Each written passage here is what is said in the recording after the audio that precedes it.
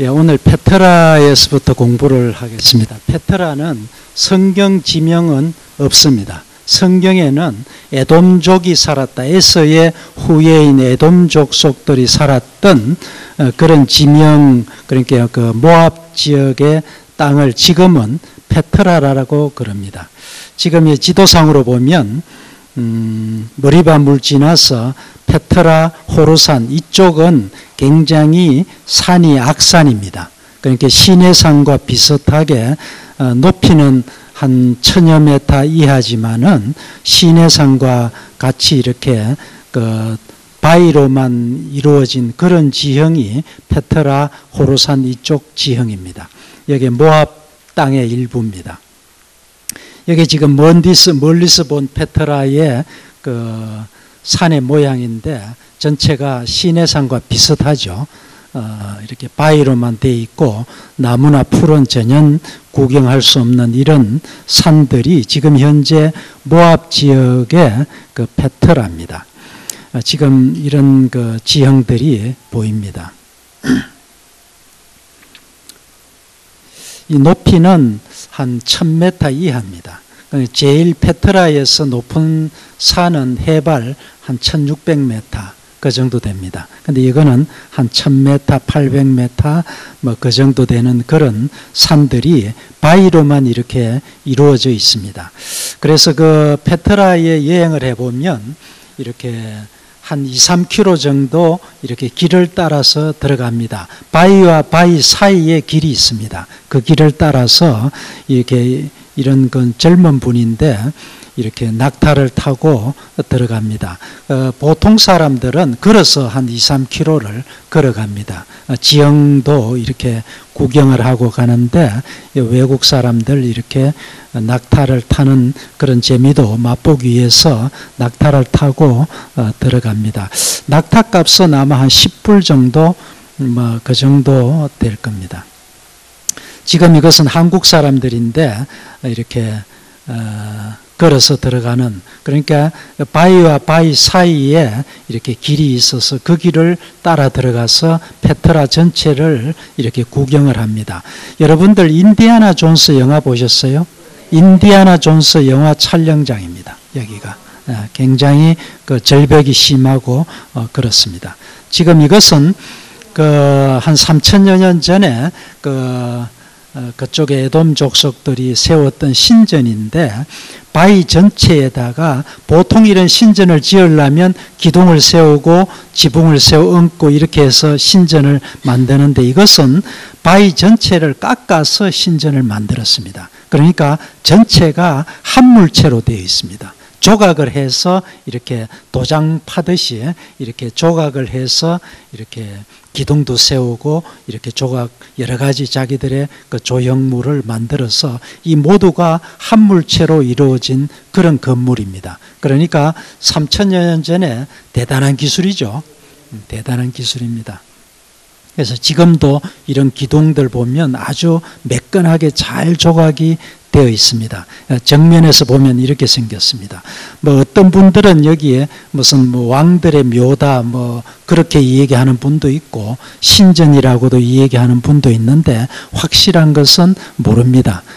그 용도는 모르는데 여하튼 굉장히 그 당시 에돔 족속들이 살았던 그 지형이 굉장히 기술도 좋고 아주 그 험한 곳에서 잘 살았습니다. 지금 이것은 구멍만 이렇게 보이는 이런 것은 무덤입니다. 그 당시의 무덤인데 3000년 정도 넘었으니까 이 무덤들이 전부 뼈는 다 없어졌겠죠. 그리고 이렇게 무덤으로 구멍만 이렇게 보이는 이런 무덤으로 많은 것이 지금 현재도 남아 있습니다. 이렇게 자세히 찍은 사진인데 이 전체가 그 무덤인데 여기 들어가도 뭐 아무것도 없습니다. 그저 이렇게 바위를 파서 이렇게 만들어진 건데 이 바위는 사암입니다. 대부분이. 사암이라는 것은 이렇게 모래사자 사암인데 이렇게 가공을 해서 바깥에 습기를 만나면은 세멘트와 같이 굉장히 단단해집니다. 그러나 그 내부는 호미로 가공해도 가공할 수 있는 그런 연한 부분의 바위가 사암입니다. 그러니까 중동 지방에는 사암이 굉장히 많습니다. 사암의 특징은 이렇게 냄새를 100% 이렇게 빨아들이는 그런 특징이 있습니다. 지금 여기는 좀 넓은 곳인데 이제 순례자들이 사진도 찍고 뭐 각자가 이렇게 기념품도 사기도 하고 그렇습니다. 여기에 뭐 기념품 뭐 별 살 게 없습니다. 우리는 이렇게 각 가정에 보면 너무 이렇게 가정에 치장해 놓은 여러 가지 그 물건들이 고급이잖아요. 그런데 이런 것은 내가 페트라에 한번 다녀왔다는 표시로 뭐 조그마한 거 한 5유로짜리 뭐 이런 5불, 10불짜리 하나 살 정도지 실제로 우리가 필요한 그런 것은 없습니다. 여기도 보면 이제 해가 이렇게 가려져서 위에는 해가 비치고 이런 계곡들이 페트라에는 굉장히 심합니다. 그러니까 아까 얘기한 페트라와 호로산 그쪽 지역은 전체가 그 산맥을 이루고 있습니다. 굉장히 험한 지역입니다. 이것은 나도 그 기념사진을 한번 하나 찍었습니다. 자, 지금 이것도 외국 사람들이 이렇게 순례하는 그런 장면인데 여기 지금 앞에 이분도 보면 굉장히 피곤해 지쳐서 있는 그런 모습입니다. 자기는 잘 모르죠. 내가 이렇게 찍었을 때는 굉장히 지칩니다. 왜냐하면 한 3km 정도 날씨도 덥고 했는데 이렇게 걸어 들어가고 또 여기만 뿐만 아니라 하루 종일 새벽 뭐 6시에 일어나서 이렇게 다니면 굉장히 피곤합니다. 그러니까 우리가 성지순례 이렇게 할 때는 정말 자기 몸을 굉장히 가다듬어야 하지 뭐 이런 이 여성도 어느 나라 여성인지 몰라도 이런 얼굴을 보이려고 했겠습니까? 어떻게 하다 보니까 이렇게 된 거죠. 그렇습니다. 그래도 이렇게 여행하다 보면 우리나라 사람들이 제일 고급스럽습니다. 그러니까 굉장히 그 자부심을 느낍니다. 굉장히 이분 보십시오. 입은 옷 보십시오. 굉장히 참 우리나라 사람들 이거 잘 안 입죠. 우리는 전부 기능성 뭐 색깔 좋은 거 최고로 입고 말이죠. 그러죠. 그런데 참 그 우리나라가 굉장히 그레이드업 되어 있습니다. 지금 이것도 그 페트라의 일부입니다. 그러니까 이렇게 요 사이에 굉장히 좁은 사이에 길을 들어가면 굉장히 그 협곡도 많이 있고 한데 뭐 시간 관계상 이 안에 들어가기가 어렵습니다. 지금 여기도 보십시오. 여기도 보면 뭐 이렇게 바위가 절벽으로 이루어져 있습니다. 여기도 지금 이 사람이 현지인인데 뭐 참 이상한 물건들을 놓고 파는데 좀 그렇습니다. 우리하고는 그레이드가 안 맞습니다. 이분들은 부부가 배낭여행 뭐 왔다 그러더라고요. 그리고 어떤 참 페트라라는 지형이 굉장히 참 그 인디아나 존스 영화 촬영장으로도 굉장히 그 전 세계에 알려진 그런 곳입니다. 자, 에돔 족속들이 살았던 그 페트라, 그러니까 이스라엘 백성들이 출애굽할 때 지금 현재 요르단 지역을 지나가는데 페트라라는 그쪽에 그 산맥이 앞을 가로막고 있었습니다. 그때 그 에돔 족속들에게 이스라엘 백성들이 그 청을 합니다. 뭐라고 하냐면 다 같이 읽겠습니다. 시작. 우리에게 당신의 땅을 지나가게 하소서. 포도원으로 지나가지 아니하고 우물물도 마시지 아니하고 왕의 큰 길로만 지나가리이다. 에돔 왕이 대답하되 너는 우리 가운데로 지나가지 못하리라. 내가 칼을 들고 대적할까 하노라. 이에 이스라엘이 그들에게서 돌이키니라. 이 무슨 말이냐 하면 이스라엘 백성들, 그러니까 야곱의 후예들이 나아가는 길에 에돔 족속들, 그러니까 에서의 후예들이 방해를 합니다. 우리가 이 땅을 지나가게 허락해달라. 우리가 포도원으로도 지나가지 않고 너희들의 물을 마시면 물값도 내겠다. 성경에 그렇게 돼 있죠. 그리고 왕의 대로만 지나가겠다. 이렇게 왕의 대로라는 것은 나중에 그 다음에 나옵니다만 왕의 대로 큰 길로만 이렇게 지나가기만 하겠다. 그렇게 이스라엘 백성들이 청을 했습니다. 이때 그 에돔 왕이 말하기를 우리 가운데로 절대로 너희들 지나가지 못한다. 만약에 지나가면 내 칼이 용서하지 못한다. 그런 얘기죠. 그러니까 이스라엘 백성들이 그 말을 듣고 이제 돌아서 갔습니다. 그 길을 굉장히 돌아갔습니다. 그러니까 그 지형 전체는 산맥을 이루고 있는데 산을 넘어서 이렇게 가려니까 얼마나 고생을 많이 했겠습니까? 그렇습니다. 자, 여기에 왕의 대로라는 것은 시리아 다메섹에서부터 요르단 암몬과 모압 페트라 그리고 에돔 땅을 지나서 이집트까지 연결되어 있는 고대 무역의 대로입니다. 요즘으로 말하면 이런 게다. 우리나라로 말하자면 경부고속도로와 서해안 고속도로 크게 두 고속도로가 남북을 가로지르고 있습니다. 그러니까 지금 이 왕의 대로는 서해 고속도로 그렇죠? 이름이 그렇죠? 서해 고속도로 서해안 고속도로, 예, 서해안 고속도로다. 그렇게 생각하면 좋겠습니다. 우리나라 경부고속도로에 해당하는 것은 그 해변로로 이루어진 그 해변가에 있는 그 도로, 큰 도로가 또 있습니다. 그러니까 이스라엘을 지나는 도로는 크게 이 두 개의 도로가 있습니다. 이것은 이 왕의 대로는 이집트의 카이로까지 연결되어 있고 무역을 할 수 있는 그런 대로입니다. 자, 지금 이 지도로 잠깐 보면 지금 그 사해가 여기고 요단강이 흐르고 위에 갈릴리 바다죠. 그러니까 바로 옆에 시리아 다메섹이죠. 다메섹에서부터 요르단으로 해서 에시온게벨, 그러니까 그 홍해 에시온게벨로 해서 카이로까지 가는 이 도로가 왕의 대로로 이렇게 무역하는 그런 도로입니다. 상식적으로 아시면 좋겠습니다. 여기도 보면 지금도 보면 왕의 대로다 이렇게 영어로 이렇게 쓰여져 있죠. 아까 우리가 페트라 구경을 했습니다만 지금 이 보시는 이 지형은 그래도 이렇게 사람들이 갈 수 있는, 그러니까 많은 200여만 명이 가축을 데리고 갈 수 있는 그런 그래도 평탄한 길입니다. 이런 길을 좀 사용하자 그랬죠.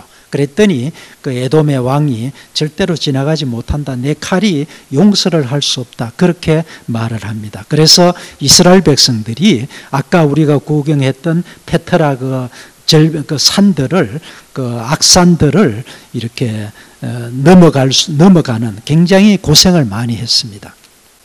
이때 에돔이 아까 내 칼이 너희들 용서하지 못한다 해서 이스라엘 백성들이 돌아서 갔습니다. 돌아서 가자면 굉장히 고생을 많이 했겠다고 내가 말씀을 드렸죠. 그랬더니 하나님께서 에돔 족속들을 저주를 하셨습니다. 다 같이 읽겠습니다. 시작. 바위 틈에 거하며 높은 곳에 사는 자여, 네가 이르기를 누가 능히 나를 땅에 끌어내리겠느냐 하나 너희 교만이 너를 속였도다.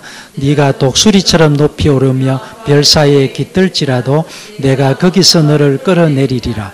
네가 네 형제 야곱에게 행한 포악을 인하여 영원히 멸절되리라. 불이 될 것이요 에서 족속은 초거가 될 것이라. 예, 대충 아시겠죠? 여기 보면 네 형제 야곱에게 행한 포악, 그렇게 거절한 것을 하나님께서는 포악을 행했다 이렇게 표현을 했습니다. 그것으로 인해서 너희들 영원히 멸절되리라. 그리고 야곱 족속은 불이 될 것이요 에서 족속은 초계가 될 것이라. 이렇게 하나님께서 에돔 족속들을 저주를 합니다. 아까 이렇게 바위가 굉장히 험한 바위에 살았던 에돔 족속들이 너희들이 높은 곳에 이렇게 사는데 누가 능히 나를 땅에 끌어내리겠느냐 하나 너희 교만이 너를 속였도다. 네가 독수리처럼 높이 오르며 별 사이에 깃들지라도 내가 거기서 너를 끌어내리리라. 이렇게 하나님께서 아주 세부적으로 구체적으로 그 사항을 말씀하시면서 저주를 하십니다. 자, 이때 이스라엘 백성들은 그 이렇게 굉장히 아까 내가 그 그 바위를 돌아서 가니까 얼마나 고생을 많이 했겠습니까? 이래서 이스라엘 백성들 그 왕의 대로로 행진하려는 그런 출애굽길을 에돔 족속들이 허락하지 않아서 그 길 때문에 길로 말미암아 백성들의 마음이 굉장히 상했습니다. 그래서 또 하나님과 모세를 원망을 합니다. 민수기 21장 4절에서 5절 요약된 말씀인데 다 같이 읽겠습니다. 시작. 우리를 애굽에서 인도해 내어 이 광야에서 죽게 하는가? 이곳에는 먹을 것도 물도 없도다. 이 하찮은 음식을 싫어하는 얼마나 고생했으면 아침에 만나 저녁에 메추라기를 하나님께서 내려주셨는데 이 하찮은 음식 우리가 나 싫다. 그렇게 원망을 합니다. 그러니까 참 우리도 그렇죠. 우리도 막 이렇게 등산 같은 거 가끔 이래 해보면 정말 그 굉장히 피곤해 졌을 때는 뭐 모든 게 다 싫죠. 그저 좀 쉬어서 이렇게 아주 지칠 때는 그렇습니다. 그래서 이스라엘 백성들이 그래도 왕의 대로를 이렇게 가면 그래도 편한 그런 길이 있는데도 불구하고 에돔 족속들이 그 길을 허락하지 않아서 이렇게 악산을 넘어서 고생을 너무너무 많이 했겠죠. 우리가 뭐 정말 그냥 이렇게 길 가는 것도 그런데 모든 것을 이렇게 먹을 것을 메고 참 아기를 데리고 산을 넘어간다는 것은 굉장히 어려운 일입니다. 그래서 이스라엘 백성들 원망하는 것은 당연하다. 현지에 가보면 아하 정말 원망하는 것이 당연하겠구나. 그런 생각이 듭니다. 이때 하나님께서 불뱀을 보내어서 백성을 물게 하심으로 백성 중에 죽은 자가 많은지라. 성경 말씀 그대로입니다. 자, 제가 지금 전에도 내가 말씀드렸습니다만 시내산까지는 이스라엘 백성들이 무슨 원망을 해도 다 들어줬습니다. 그런데 시내산에서 하나님의 말씀을 주시고 난 후부터는 이스라엘 백성들이 원망 가데스 바네아에서 60만 대군이 다 죽었습니다. 그리고 모세와 아론도 하나님의 명령의 말씀에 순종하지 않았기 때문에 가나안 땅에 못 들어간다 그랬죠. 지금 여기에서도 원망하니까 하나님께서 불뱀을 보내서 백성을 물게 해서 많은 백성들이 죽게 했습니다. 그래서 모세가 기도를 하죠. 이 뱀들을 우리에게 떠나게 해 주십시오 하고 하나님께 기도합니다. 이때 모세가 하나님께 기도 응답을 받습니다. 다 같이 시작. 놋뱀을 만들어 장대 위에 달라 그것을 보면 살리라. 모세가 놋뱀을 장대 위에 다니 뱀에게 물린 자가 놋뱀을 쳐다본 적사. 자, 우리가 너무너무 잘 알고 있는 말씀 그대로죠. 놋뱀을 만들어서 장대 위에 달아라. 그 놋뱀을 보는 사람은 산다. 지금도 우리가 이렇습니다. 지금도 예수 그리스도를 구세주로 믿으면 구원을 받는다. 그렇죠? 그러나 그 예수 그리스도를 구세주로 안 믿습니다. 굉장히 간단한 겁니다. 이 손바닥 뒤집는 것과 같은 겁니다. 이런데 그 당시에 놋뱀을 쳐다보면 너희들이 산다 해도 놋뱀을 쳐다보지 않고 죽는 사람도 많았다는 거죠. 그렇습니다. 이 놋뱀은 지금 신약에서 십자가상의 예수 그리스도의 예표입니다. 나중에 이 놋뱀이 이제 히스기야 왕 때 이스라엘 백성들이 우상의 도구로 섬겨서 부숴버리고 이건 놋조각이다. 그렇게 얘기를 합니다. 지금 이 강대상이 말씀을 증거할 때는 굉장히 귀한 강대상입니다. 그러나 이것이 그렇지 않고 그냥 바깥에 이렇게 놓아져 있을 때는 이것은 뭐 아무것도 아니죠. 그러나 우리가 이것을 사용했을 때는 이것이 하나님의 교회에 사용되어지는 도구죠. 그렇습니다. 그래서 지금 이 놋뱀도 그 당시에 히스기야 왕 때 우상으로 섬겼다. 그러니까 놋뱀에 가서 무슨 뭐 어떻게 했는지 몰라도 이스라엘 백성들이 우상으로 섬기기 때문에 부숴버리고 이건 놋조각에 불과하다. 그렇게 했습니다. 히스기야 왕 굉장히 믿음이 좋은 왕이었죠. 자, 지금 너보산 정상에 가보면 이렇게 프랑스에서 십자가와 뱀과 이렇게 조합된 조형물을 만들어서 세워놨습니다. 그러니까 굉장히 높이도 높습니다. 지금 이것이 조형물로 뱀하고 같이 십자가에 엉켜 있는 그런 조형물인데 굉장히 조각품이 그래도 돈이 많이 들었겠더라고요. 가서 보니까.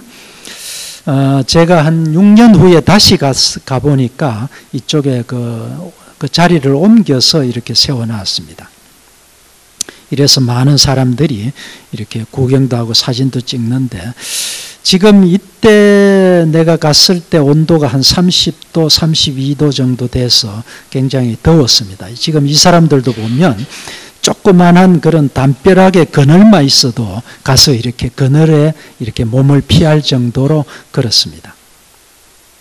자, 우리가 아르논강은 모압과 암몬의 경계가 아르논강이죠. 지금 이 지도상으로 보면 사해가 이렇게 있죠. 사해의 중간을 흐르고 있는, 그러니까 지금 현재 요르단 지역의 제일 큰 강이 아르논강입니다. 아르논강 계곡인데 한번 보게. 이게 지금 아르논강입니다.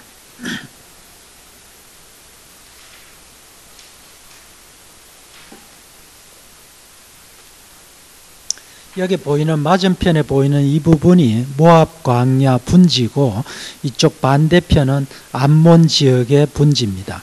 중간에 이렇게 아르논 강이 흘러서 멀리 사해로 들어갑니다. 사해는 구름이 껴서 잘 안 보입니다. 그런데 지금 그 요르단에서 아르논 강을 댐을 막았습니다.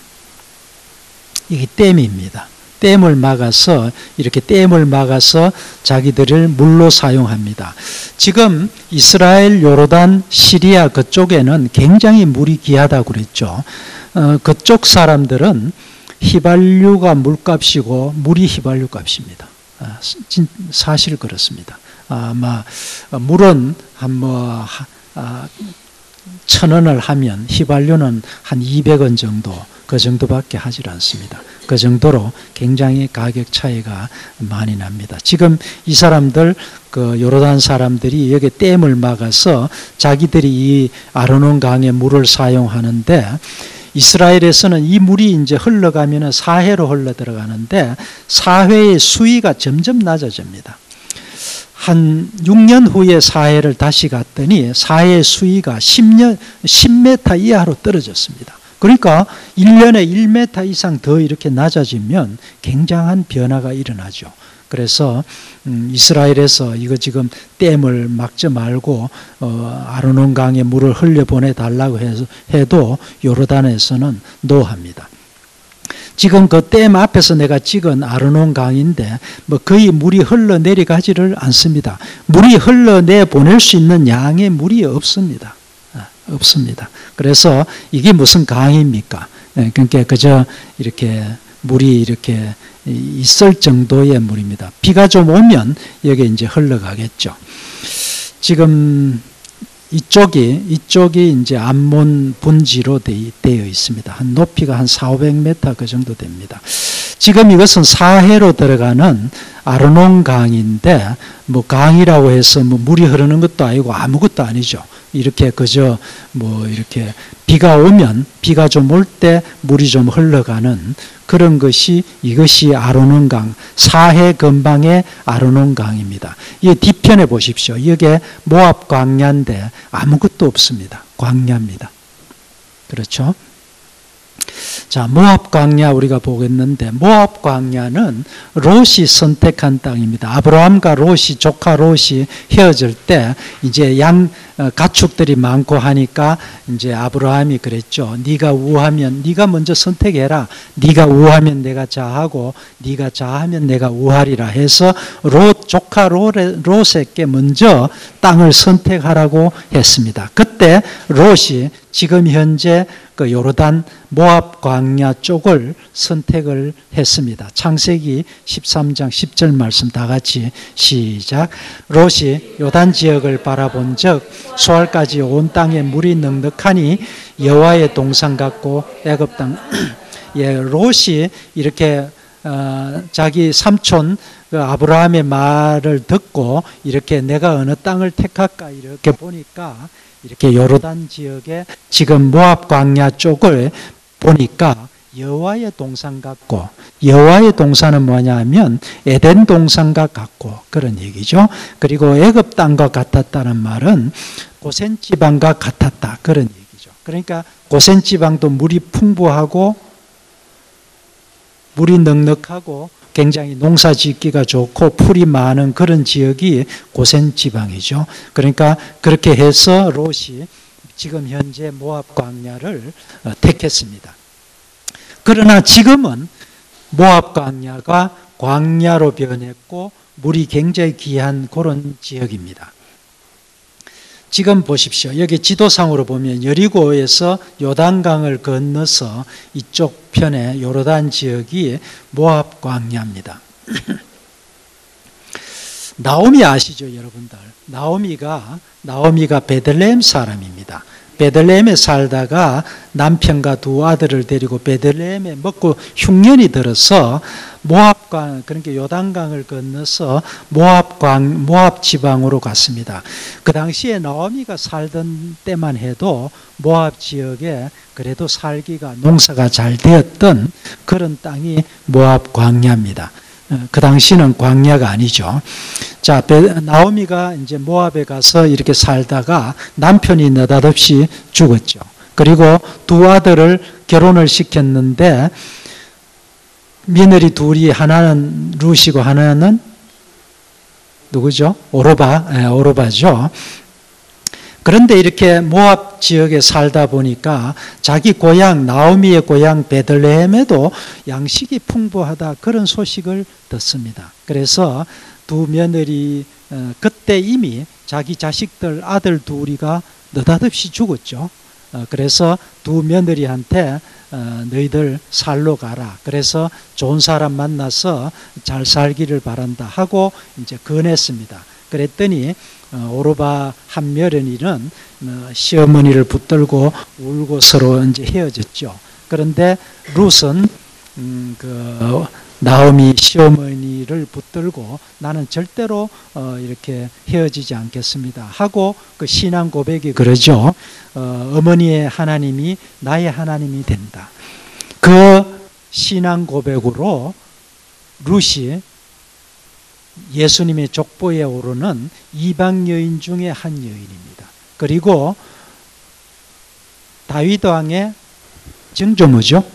그렇죠? 네, 그렇습니다. 다윗 왕의 증조모가 됩니다.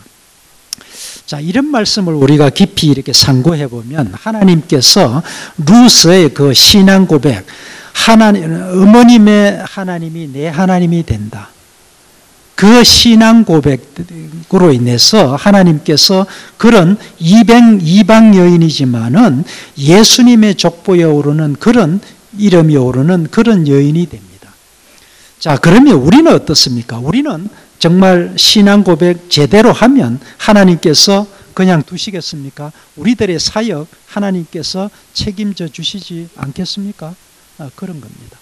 이런 말씀을 우리가 깊이 이렇게 상고함으로써 정말 이방 여인 룻이 어머님의 하나님이 내 하나님입니다 하고 성경 말씀에 보면 붙쫓았더라 그렇게 되어 있습니다. 붙쫓았더라 좀 속된 말로 표현하면 좀 물고 늘어졌다는 겁니다. 막 치마 자락을 받고 옷 자락을 잡고 물고 늘어졌다는 그런 표현입니다. 요즘 속된 말로 하면. 그리고 신앙 고백을 합니다. 어머님의 하나님이 내 하나님입니다. 그래서 거기서 보아스를 만나서 이삭을 죽고 이렇게 살다가 보아스를 만나서 결혼을 해서 다윗 왕의 증조모가 되죠. 그래서 그 우리가 마태복음 1장에 그 보면 이렇게 족보상에 그 룻이 당당하게 나옵니다. 자, 지금 그 지역은 여기 지금 그 요르단 지역은 다윗이 왕이 된 후에는 여호와 하나님께서 모든 전쟁을 이기게 하심으로 모압 지역, 그 다음에 그 위에 암몬 지역, 아람 지역, 아람은 어디냐 하면 지금 현재 시리아, 과거의 수리아, 아람 장군 문둥병 아람 장군 있죠. 그러니까 그 당시에 다윗 왕 때는 아람이 이스라엘의 그 종이 되어서 조공을 바쳤습니다만 나중에는 다윗 왕이 죽고 솔로몬이 죽고 나서는 이제 바치지를 안 했습니다. 자, 지금 여기 지도상으로 보면 다윗 왕이 이스라엘의 왕이 되었을 때는 이쪽에 요르단 지역의 모압 암몬 지역 전체, 그리고 위에 여기 헬몬산 이쪽 우쪽에 그 아람 지역, 지금 현재 시리아입니다. 이쪽 사람들이 조공을 바쳤다, 그렇게 되어 있습니다. 지금 우리가 이 사진을 보는 이곳이 모압 광야인데, 지금 여기 보십시오. 이때가 10월입니다.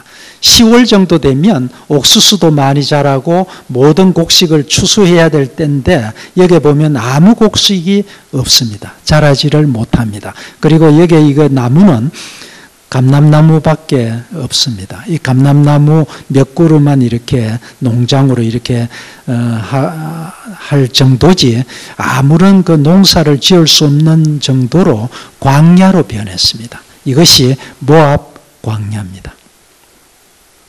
지금 이것도 보십시오. 아무것도 농사를 지을 수가 없습니다. 이렇게 땅이 이제는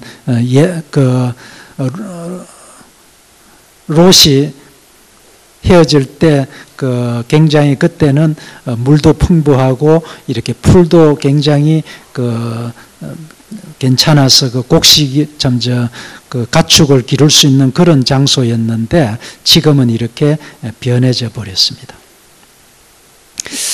지금 우리가 출애굽할 만약에 성지순례를 갈 때 모압 광야를 이렇게 보면, 여러분들은 이렇게 공부를 했기 때문에 모압 광야에서 이러한 사항을 알고 봐야 됩니다.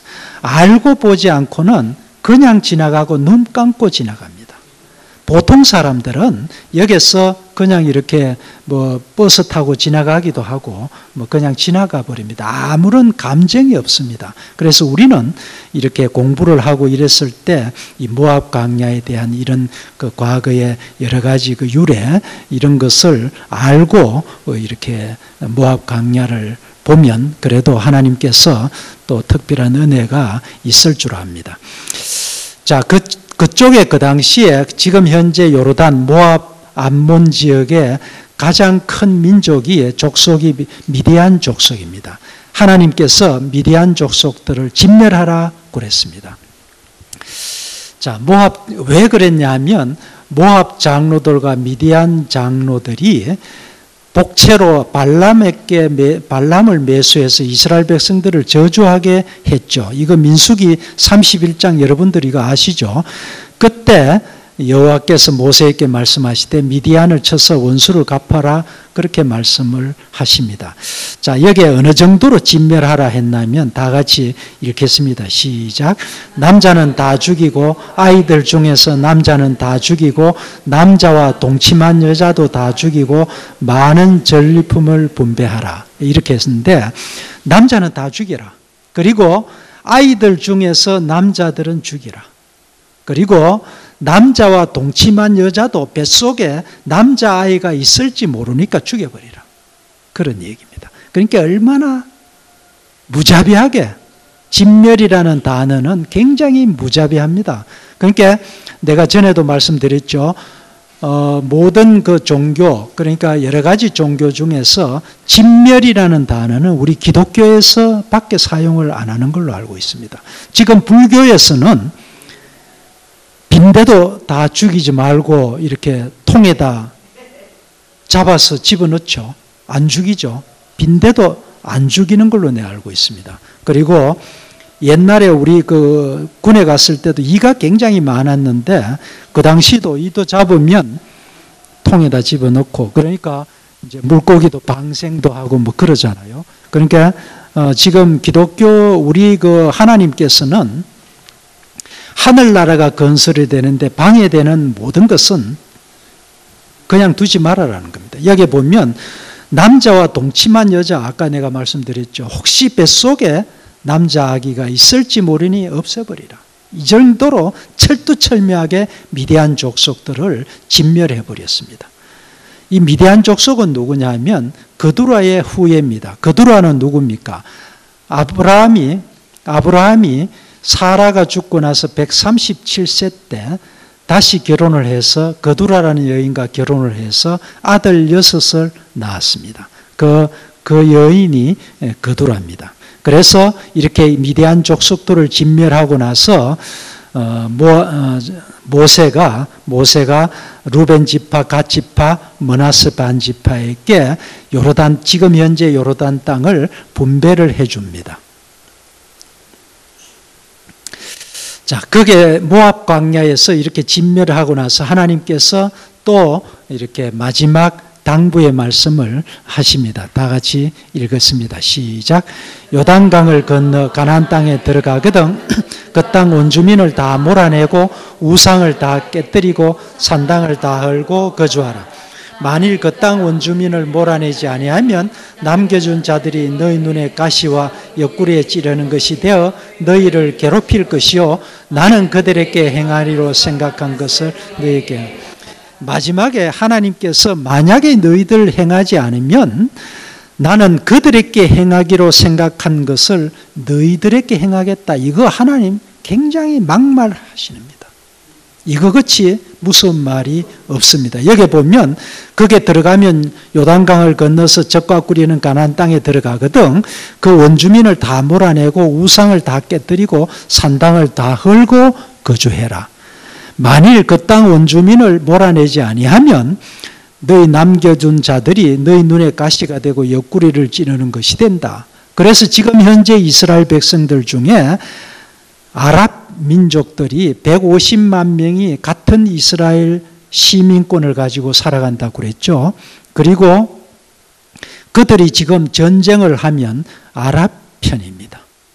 그리고 이스라엘 안에 서한 5개 자치지구, 피에로 자치지구가 지금 같이 있습니다. 그런 우리나라로 말하자면 대전은 피에로 자치지구이기 때문에 이스라엘 땅이 아닙니다.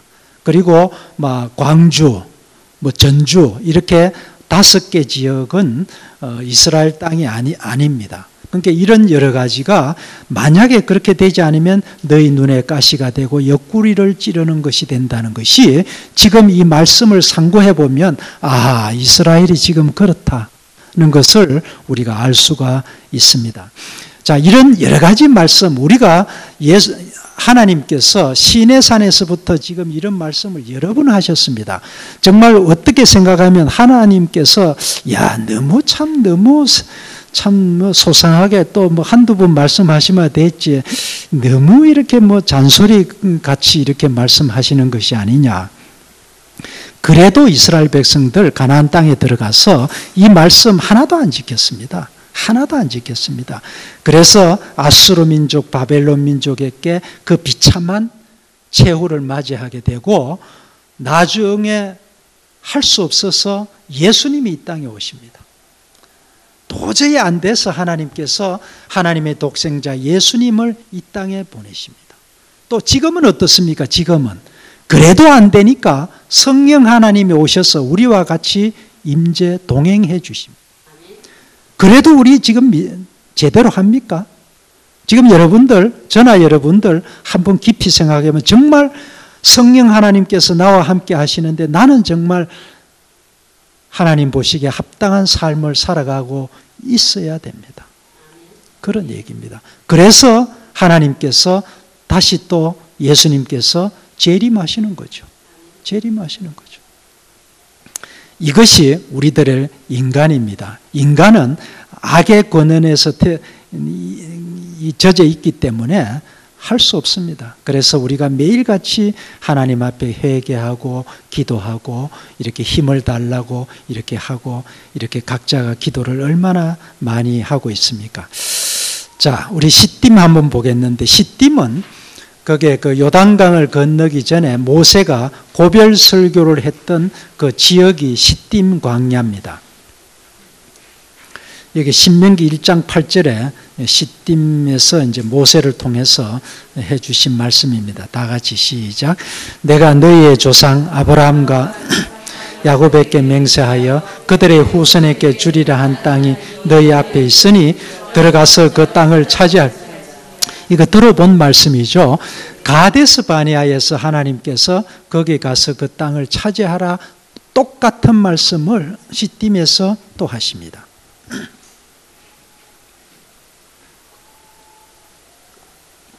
지금 내가 너희들에게 주리라 한 땅이 너희들 앞에 있다. 지금 가나안 땅이, 적격 꾸리는 가나안 땅이 있는데 들어가서 차지해라.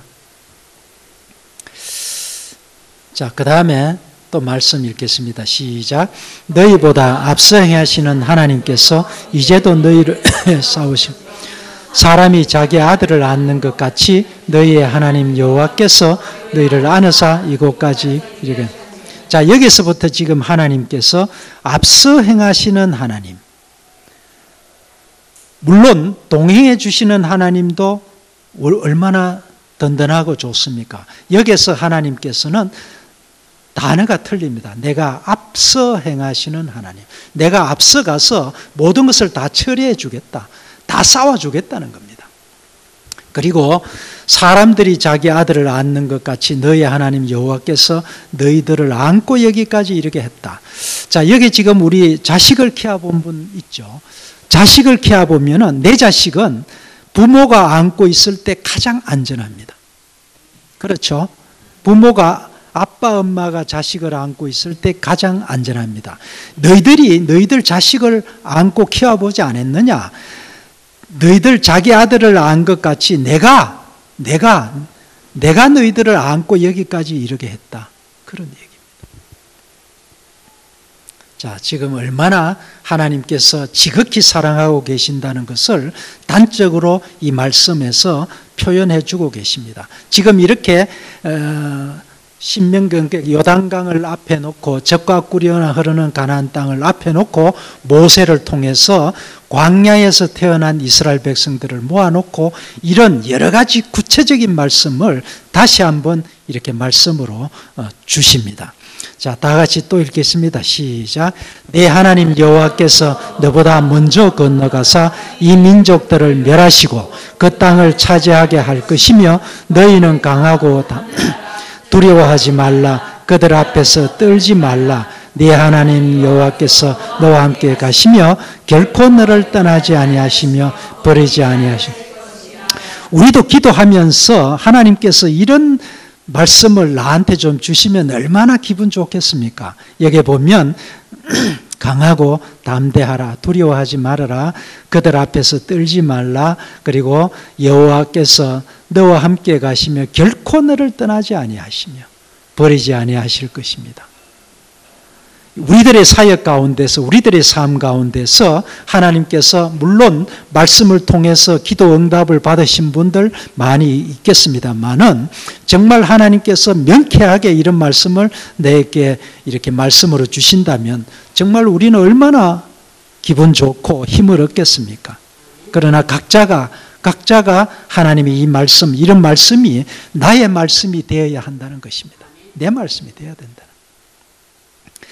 자, 지금 또 구체적으로 이런 말씀을 하십니다. 신명기 8장 4절에 보면 40년 동안, 광야 40년 동안 네 이복이 헤어지지 아니하였고, 너 지금 옷 봐라. 네 옷이 지금 헤어졌느냐? 너 지금 빨가벗었느냐? 그러면 너희들이 광야에 생활할 때 무슨 길쌈을 해서 옷을 만들어서 너희들이 입었느냐? 현재 너희들 지금 옷이 헤어지지 아니했다. 그리고 네 발이 지금 부르튼 적이 있느냐? 그리고 너의 신이 헤어진 적이 있느냐? 이런 것은 우리가 그 당시에 광야 40년 생활을 안 했기 때문에 어떻게 하나님께서 주셨는지, 어떻게 해결해 주시고 이런 말씀을 주셨는지 저는 모르겠습니다. 그러나 이 말씀 그대로 보면 너희들이 지금 신발이 헤어지지 아니했고 옷이 헤어지지 아니했고 발이 부르트지 않았지 않느냐? 그 정도로 내가 너희들을 감싸고 너희들을 품에 안고 여기까지 인도해 줬다. 그리고 또 광야에서 호위해 주시고 내 눈동자같이 지켜줬다. 이 이상의 눈동자, 참 우리가 눈은 얼마나 귀하게 정말 좀 그렇죠. 뭐 말할 것도 없죠. 눈동자같이 내가 지켜줬다. 이런 것을 신명기, 모세를 통해서 신명기 말씀으로 이렇게 고별 설교 때 이런 말씀을 주십니다. 그러나 이스라엘 백성들 가나안 땅에 들어가서 변질되어서 혼합주의 신앙에 젖어 있었습니다. 지금도 우리는 혼합주의 신앙에 젖으면 안 되죠. 이것이 뭐냐면 이런 것도 있습니다. 한 90% 정도는 목사님 설교 말씀, 목사님의 모든 그 말씀 또는 성경 말씀대로 우리가 신앙생활 잘한다 하면 굉장히 잘하는 사람 중에 한 사람이라고 생각합니다. 그러나 한 10% 정도는 그저 세상과 짝하고 내 마음대로 이렇게 신앙생활해도 안 되겠느냐는 겁니다. 그것이 이렇게 혼합주의의 한 그 부류입니다. 그러니까 우리가 그런 거를 조심해야 되죠. 이때 하나님께서 뭐라고 말씀하시죠? 나는 질투하는 하나님이다. 질투의 하나님이다. 1%도 나는 너희들만 사랑하고 있는데 1%도 나는 용서하지 못하겠다. 나는 질투의 하나님이다. 그렇게 하나님께서 구체적으로 말씀을 주십니다. 자, 지금 이것이 시딤 지역인데 여기도 감람나무가 이렇게 농장이 있습니다. 그리고 여기에 바나나 농장도 시딤 지역입니다. 왜냐하면 시딤 지역이 요단강이 흘러가는데 요단강 물을 파이프로 이렇게 끌어들여서 이렇게 물을 주고 이렇게 이 정도의 농사는 짓고 있더라고요. 자, 지금 신명기 또 말씀이 읽겠습니다. 시작.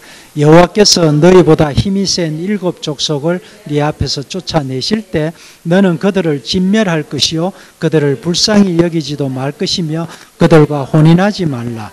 그들의 제단을 헐며 아세라 목상을 찍으며 조각한 상들을 불살할 것이다. 또 이렇게 하나님께서 이런 말씀을 하시죠. 너희보다 힘이 센 7이야. 하나님께서는 이미 가나안 땅에 들어가면 가나안 땅 7 족속들이 이스라엘 백성들보다 힘이 세다는 것을 다 알고 계십니다. 그래서 내가 그들을 쫓아내겠다. 너희들 눈앞에서 내가 쫓아낼 때 너는 그들을 진멸해버리라. 없애버리라. 다 완전히 죽여버리라는 겁니다. 그리고 그들을 불쌍히 여기지도 말고 그들과 혼인하지 말아라. 나중에 이스라엘 백성들은 이들과 혼인하며 살았습니다. 같이 결혼하고 살았습니다. 그리고 그들의 제단을 헐며 아세라 목상을 찍어라. 출애굽할 때 하나님을 대적한 신은 바알신, 아세라신입니다. 그리고 바울이 전도 여행을 할 때는 아폴로신, 아데미신입니다. 그들이 대적을 했습니다. 그리고 그 조각한 상들을 불살라라 그랬죠. 자, 고별설교의 결론을 다 같이 한번 읽겠습니다. 시작. 어떤 신이 이적과 기사와 강한 손으로 한 민족을 다른 민족에게서 인도해낸 일이 있느냐? 이는 여호와 그 외에는 다른 신이 없음을 알게 하려 하심이라. 이스라엘아, 여호와께서 명한 모든 규례와 법들을 지켜 행하면 네가 복을 받고 젖과 꿀이 흐르는 땅에서 크게 번성하리라. 여호와의 명령을 듣지 아니하고 다른 신들에게 절하고 그를 섬기면 반드시 너희의 날이 길지.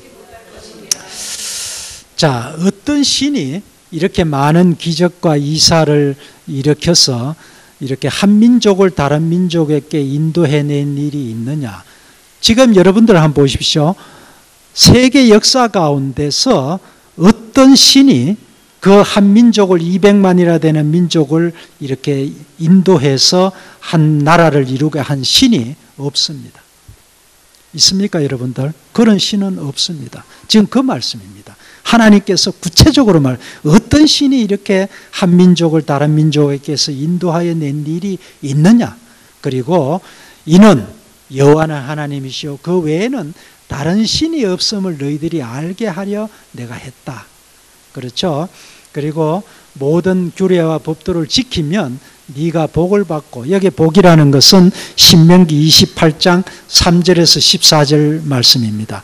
들어가도 복을 받고 나가도 복을 받고 너희들 떡반죽 끓이기 복을 받고, 신명기 28장 14절까지 이 말씀은 굉장히 기분 좋은, 읽으면 기분 좋은 그런 말씀입니다. 그런 복을 너희들 받는다.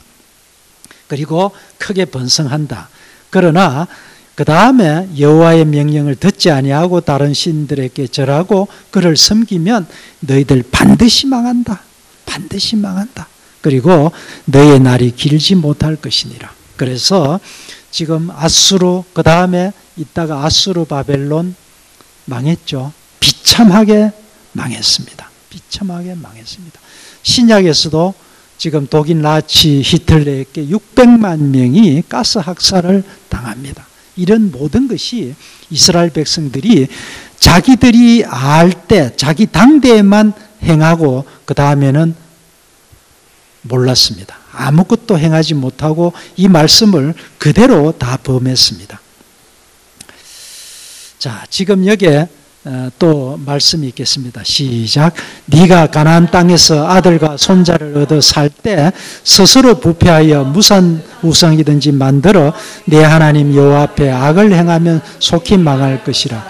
너희를 여러 민족 중에 흩으실 것이요 거기서 보지도 못하고 듣지도 먹지도 못하며 냄새도 맡지 못하는 신들을 섬기리. 예, 여기 보면 여러 민족 중에 너희들을 흩으실 것이요. 흩어졌죠. 아수르 민족이 북이스라엘에 들어와서 아수르하고 북이스라엘하고 혼합 민족을 만들었죠. 혼합 민족을 만들었기 때문에 예수님이 이 땅에 오셨을 때는 사마리아 지역은 이스라엘 유대, 남유대 사람들은 말도 같이 안 해. 밥도 안 먹고 거기는 옆으로 지나갔습니다. 멀리 지나갔습니다. 그 정도로 상종도 안 했습니다. 그러나 이렇게 민족 중에 흩으실 것이라는 것을 여기도 말씀하셨죠. 그리고 나서 너희들 보지도 못하고 듣지도 못하고 먹지도 못하고 냄새 좀 맡지도 못하는 신들을 너희들 섬길 것이다. 너희들 독가스 맛 볼 것이다. 독가스 맛. 가스 맛 볼 것이다. 봤죠? 봤습니다.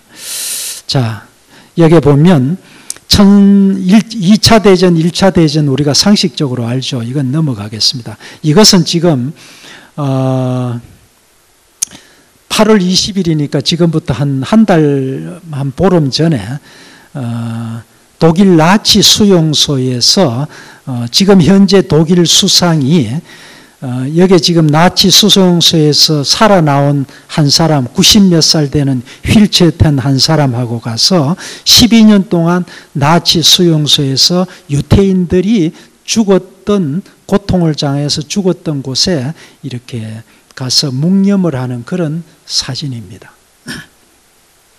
이렇게 독일 지도자는 끝없는 사죄를 한다고 우리나라 신문에 났습니다. 그러나 일본 사람들은 이런 것을 안 한다고 이렇게 빗대어 그런 그 말을 한 것이 이 신문입니다. 아우슈비츠 수용소 여러분들 아시죠? 폴란드의 수용소죠. 그 당시에 한 번에 900명을 가스 학살을 했습니다. 900명. 고양이나 무슨 쥐도 900마리 죽이면 처치 곤란하겠죠. 그것도 매일 900마리 죽여보십시오. 그런데 사람을 한 번에 900명 가스 학살한다? 이 처치 곤란입니다. 그래서 1945년도 2차 대전이 끝날 때까지 그렇게 아우슈비츠 수용소에서 이렇게 했습니다. 그리고 1947년도에는 그 자리를 폴란드 의회에서 보존 결정을 하고 세계문화유산으로 나중에 유네스코에서 지정을 했습니다. 한번 보겠습니다. 지금 이 자가 누구죠? 나치 히틀러죠. 이 자가 이제 독일의 나치 히틀러고 이것이 지금 수용소입니다. 수용소 건물이 이렇게 큽니다. 그런데 여기가 지금 독가스로 학살하는 그런 독가스장입니다. 이 안에 들어가면 아무것도 없습니다. 물론 뭐 독가스로 사람을 죽이는 곳이니까 뭐 아무것도 없죠. 지금 이것이 독가스통입니다. 독가스통을 이렇게 쌓아놓은 겁니다. 그리고 이것은 1945년도 2차 대전이 끝나고 나서 그 아우슈비츠 수용소 안에 사람이 유태인들이 죽은 유태인들입니다. 이거 덮어버렸습니다. 그것은 모르겠으나 뭐 죽은 사람이 뭐 옷이 벗겨졌던 뭐 입었던 정말 참 뭐 그렇고 정말 얼마나 옷이라고 제대로 있었겠습니까? 옷이라고. 이것이 그 당시에 죽었던 유태인, 아까 제가 말씀드린 하루에 한 200~300명을 12년 동안 매일같이 12년 동안 죽어야 600만 명입니다. 여러분들 집에 가서 한번 계산해 보십시오. 하루에 1300명씩 12년 동안 매일같이 죽여야 600만 명이 죽습니다. 어떻게 하겠습니까? 그 시체. 아까 내가 지 얘기했죠. 지도 1000여 마리 매일같이 죽이면, 요즘에는 뭐 포크레인이 좋은 게 많아서 무덤화 되겠지만 그 당시에는 그런 거 없잖아요. 삽으로 퍼서 이 사람을 묻기가 어렵죠. 그래서 지금 시체를 이렇게 방치해 뒀습니다. 여기 보십시오. 여기 지금 소련 군대가 이제 그 2차 대전이 끝나는 적시로 이쪽에 와서 진군하니까 이런 시체를 아우슈비츠 수용소에다가 길거리에 이렇게 널비하게 넣어놓고 있었습니다. 이것은 실화입니다. 1945년도 실화입니다. 이런 것을 유태인들, 너희들 가스맛 본다. 이미 3400년 전에 너희들 하나님의 말씀에 순종하지 않고 그러면 너희들 보지도 못하고 듣지도 못하고 냄새도 맡지 못하는 신을 너희들은 맛보실 것이다. 이미 하나님께서 다 예언해 주셨습니다. 예언해 주셨습니다. 자, 지금 얼마나 맛을 봤습니까?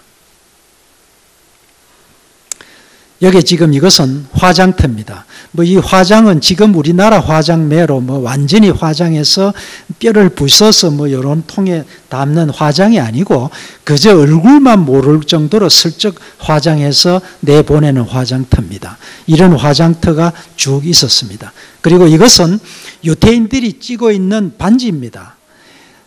사람이 죽으면 죽을 때 이 반지를 뭐 뺐는지 몰라도 반지만 모아 놓은 것이 이렇게 많습니다.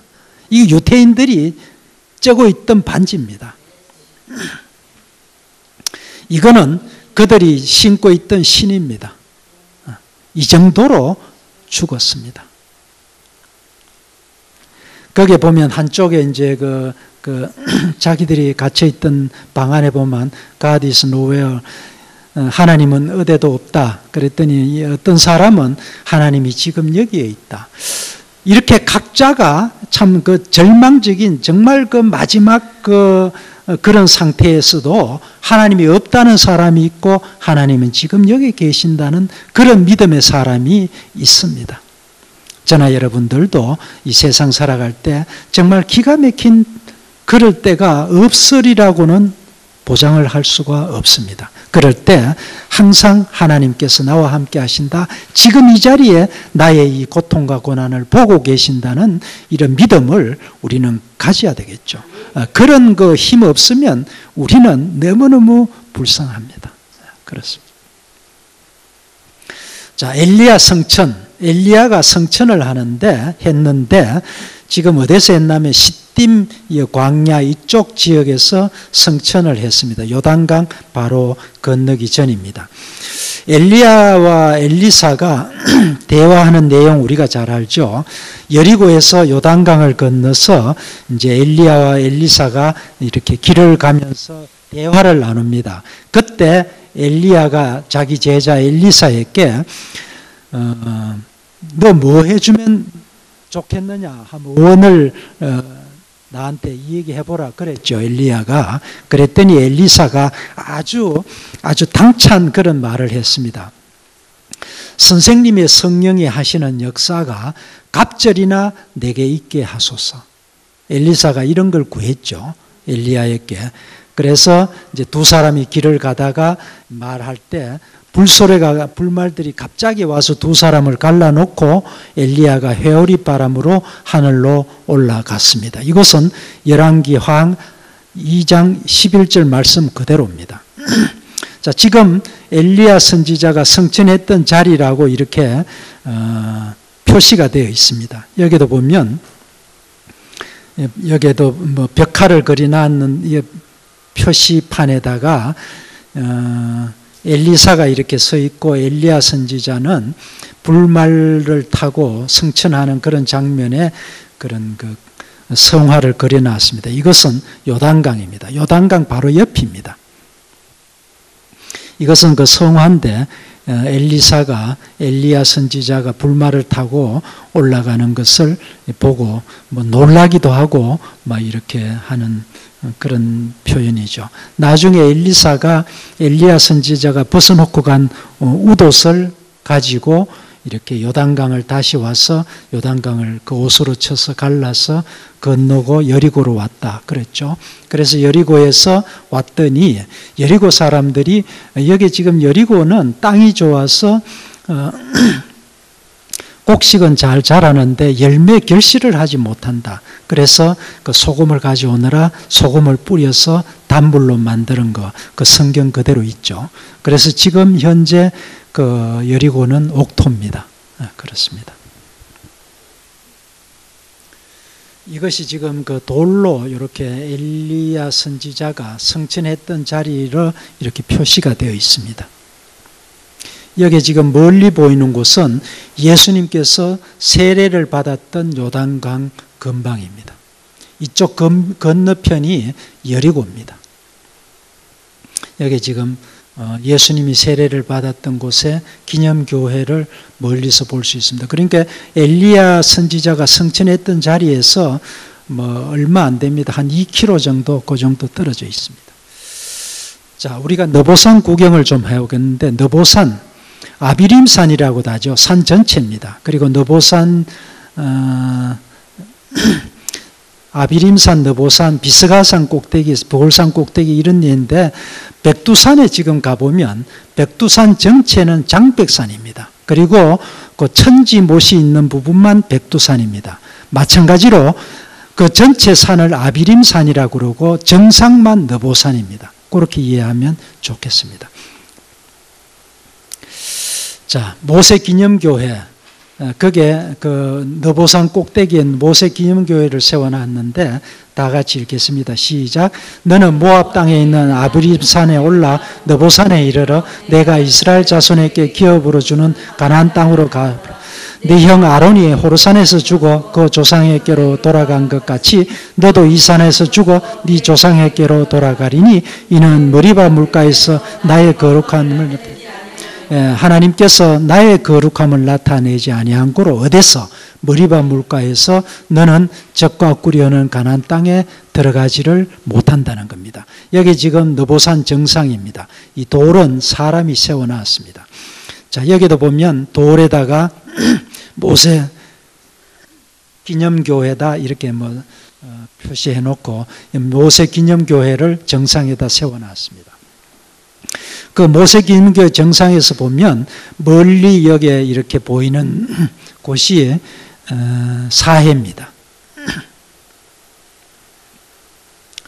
지금 여기 너보산이 여기죠. 여기서 보면 사해도 보이고 요단강도 보이고 적과 꾸리는 가나안 땅도 보입니다. 날씨가 좋으면 갈릴리 바다도 보입니다. 이렇게.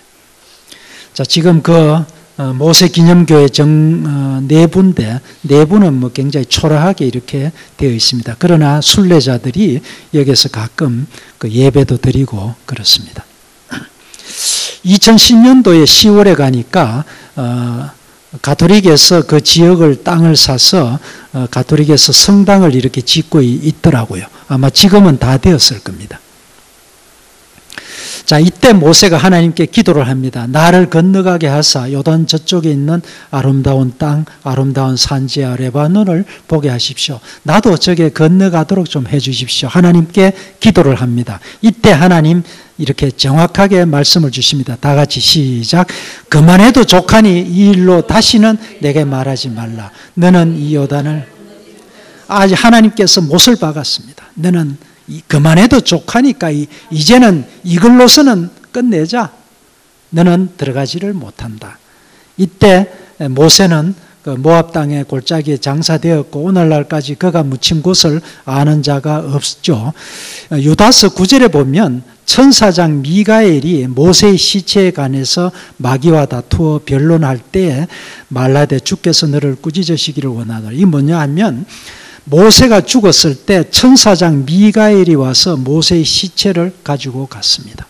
그래서 모세의 시체는 없습니다. 자, 그러면 모세는 구원받았습니까? 구원받았죠. 지금 신약에서 보면 변화산에서 예수님과 모세와 엘리야 선지자가 대화하는 것을 그 제자들 베드로와 제자들이 봤죠. 그때 베드로가 여기에 초막셋을 짓고 하나는 예수님, 하나는 엘리야, 모세를 위해서 여기서 삽시다. 그렇게 했죠. 그렇습니다. 그때 그 모세의 시체를 미가엘 천사가 와서 간섭을 했죠. 우리도 지금 죽으면 미가엘 천사장이 와서 우리들을 이렇게 간섭하여 주시고 우리들의 영혼을 책임져 주실 줄 믿습니다. 예, 그렇습니다. 참 기분 좋은 말씀입니다. 자, 그러면 가나안 땅에 들어간 자들은 여러분들 잘 아시죠? 모세가 여호수아를 지도자로 세우고 이스라엘을 축복을 하고 신명기는 끝이 납니다. 자, 창세기 천지창조에서부터 요셉이 죽는 데까지 창세기가 끝나죠. 그리고 350년 후에 모세가 탄생하면서부터 시내산 시내광야에서 뭐죠? 그 세우는 게 뭐죠? 시내 광야에서 아론이 제사장이 되고 거기서 그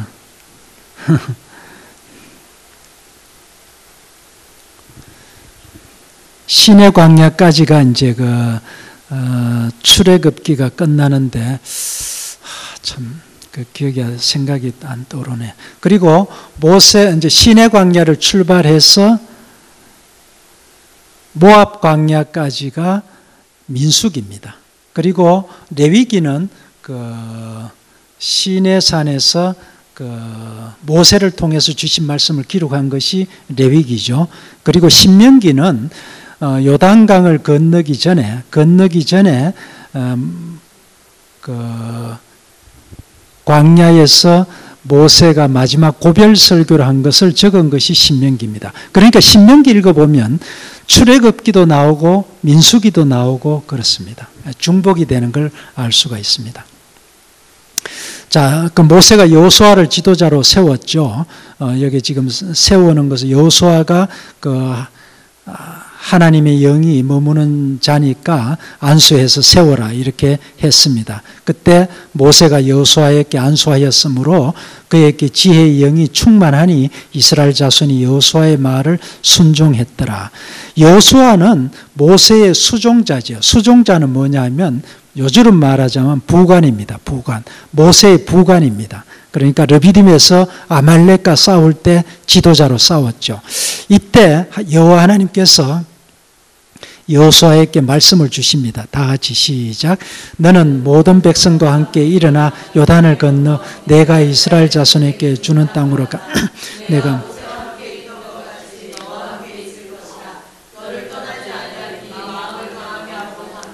예, 이런 말씀을 주셨습니다. 그래서 요단강을 건너갑니다.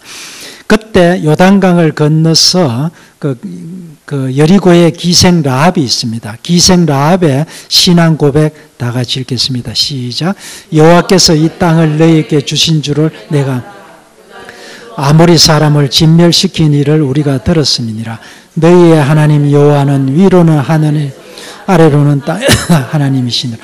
예, 지금 이 기생 라합이 여리고에 있는 기생입니다. 이방인입니다. 이 이방인 기생도 지금 옛날 성경에 보면 상천하지의 하나님이다. 하늘에서도 땅에서도 하나님이시다. 이런 신앙 고백을 했습니다. 그래서 아까 우리가 봤죠. 이 기생 라합도 예수님의 족보에 있는 오르는 이방 여인 중에 한 사람이 기생 라합입니다. 이렇게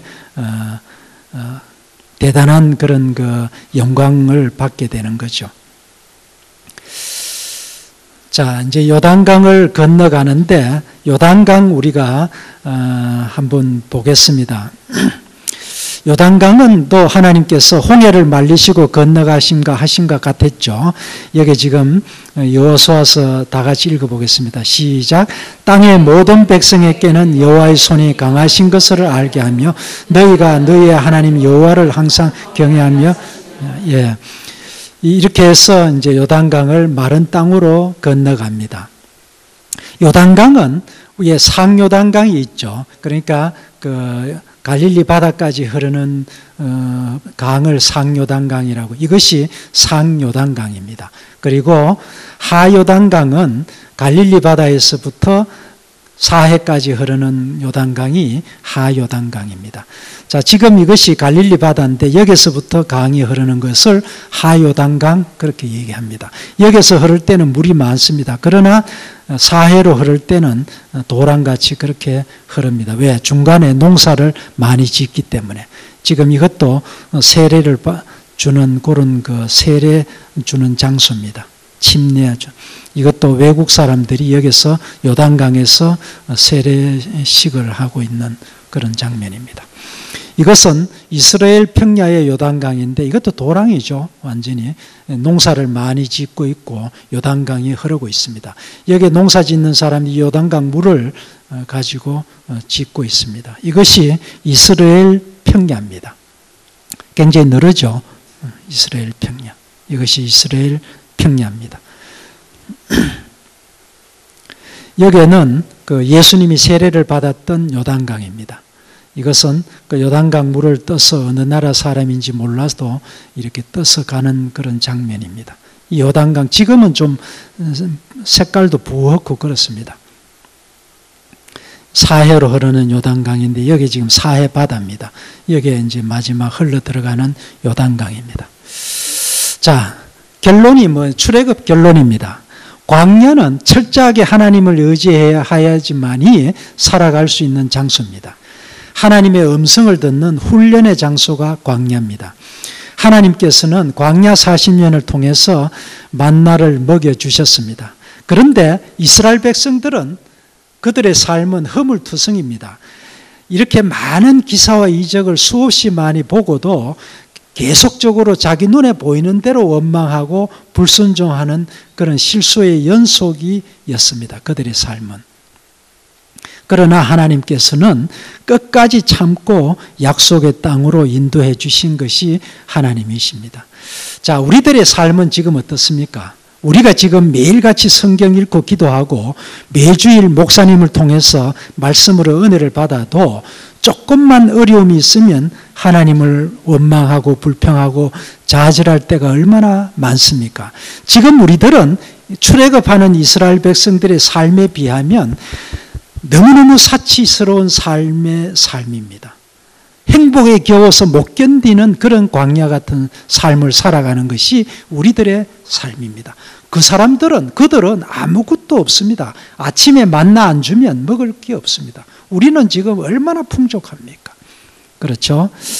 자, 이스라엘 백성들을 구름기둥, 불기둥으로 인도해 주신 하나님, 광야 40년 동안 만나와 메추라기로 먹여주신 그 하나님께서 지금 우리들을 품어 안고 인도해 주신다는 것을 우리가 마음 깊이 새기고 그 하나님과 나와 깊은 관계를 맺을 수 있게 되시기를 바랍니다. 하나님의 신실한 종으로서 우리가 최선을 다할 수 있는 우리들이 다 되시기를 소원합니다. 오늘 여기까지 출애굽 과정을 마쳤습니다. 그래서 출애굽 과정 우리가 굉장히 중요한 그런 그 모세오경입니다. 모세오경을 기둥으로 해서 그 다음에 사사기, 룻기, 사무엘상하, 역사서가 나오고 선지서는 그 역사서 안에 이렇게 나오는 겁니다. 그러면 구약이 끝입니다. 구약 전체가 그렇게 이루어져 있습니다. 그렇기 때문에 모세오경을 제대로 아시면 그 다음에 모든 성경 말씀은 이제 각자가 또 공부를 해서 또 많은 그 교수님들을 통해서 공부를 함으로써 이해가 가고 그 말씀이 나의 말씀으로 되리라고 확신을 합니다. 자, 기도하겠습니다. 사랑의 주 하나님, 감사합니다. 오늘 이렇게 출애굽 과정을 공부를 마쳤습니다. 그동안 출애굽 과정을 통해서 여호와 하나님께서 세심하게 간섭하여 주시고 인도하여 주신 하나님의 사랑을 다시 한번 깊이 느꼈습니다. 우리들의 삶도 지켜주시고 우리들의 사역 가운데에서도 어려움이 없게 하여 주시고 언제나 하나님만을 의지하며 살아갈 수 있는 사역을 감당할 수 있는 우리 모두가 되게 하여 주시옵소서. 예수 그리스도 이름으로 기도드립니다. 아멘. 감사합니다.